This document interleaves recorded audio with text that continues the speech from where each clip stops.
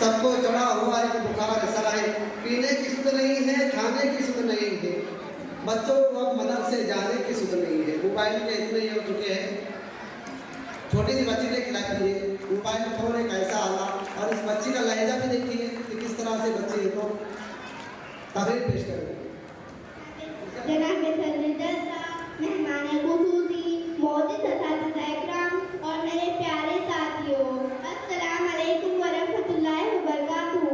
मैं आप सबके सामने तकरीर पेश करना चाहूँगी। मेरे तकरीर का अनुमान है, अगर मोबाइल ना होता तो क्या होगा।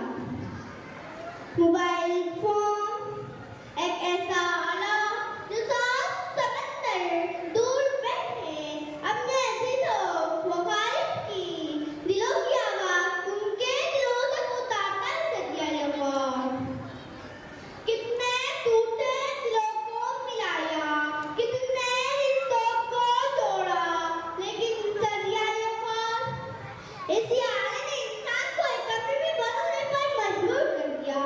अगर मोबाइल फोन ना होता तो हमारी नौजवान नस्ल, अगर मोबाइल फोन ना होता तो ये तमाम रिश्ते एक साथ बैठकर खुद कब्जे में मसरूफ होते।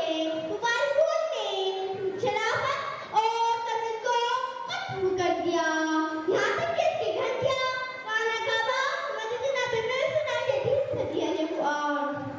हम आरज़ू करते हैं कि खाना काबा की ज़ियारत करें, मगर अफसोस वहाँ पहुँचने से पहले तहफ़े बनाते हुए नजर आते हैं सदिया लगा। हमारी नौजवान नस्ल आज दिन रात मोबाइल फोन का इस्तेमाल करके बर्बाद हो रही है। अगर मोबाइल फोन ना होता तो आज इकबाल के शहीदों के हाथों में किताबें होती। अगर मोबाइल फोन ना होता तो हमारी नौजवान नस्ल 33 से 39 नाम हो रही होती, जहाँ हम अपनी मित्राएं भूल चुके हैं।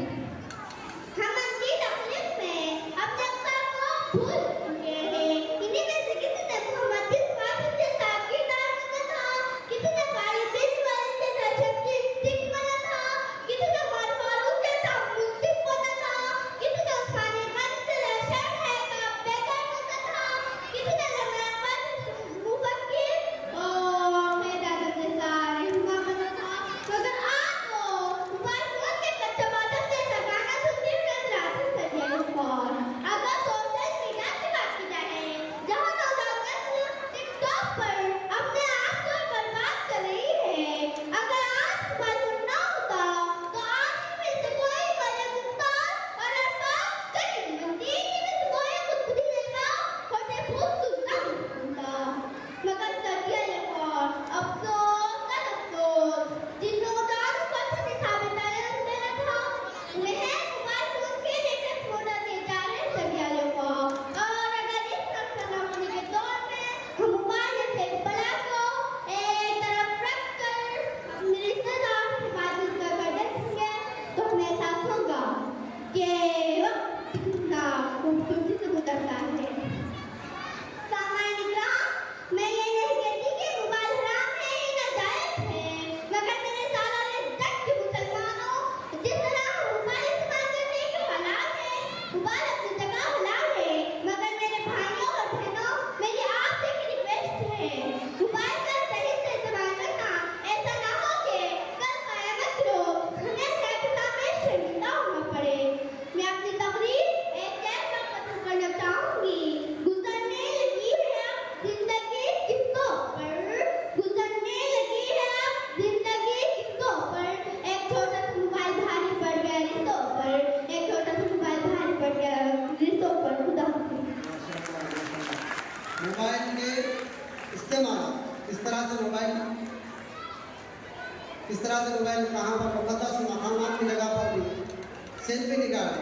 हालांकि अगर काबे को देखते वक्त अगर कोई बंदा दुआ मांगता है तो अल्लाह ताला उसकी दुआ कबूल कर लेते हैं, लेकिन बंदा क्या करता है, जाते वक्त सेल्फी निकाले।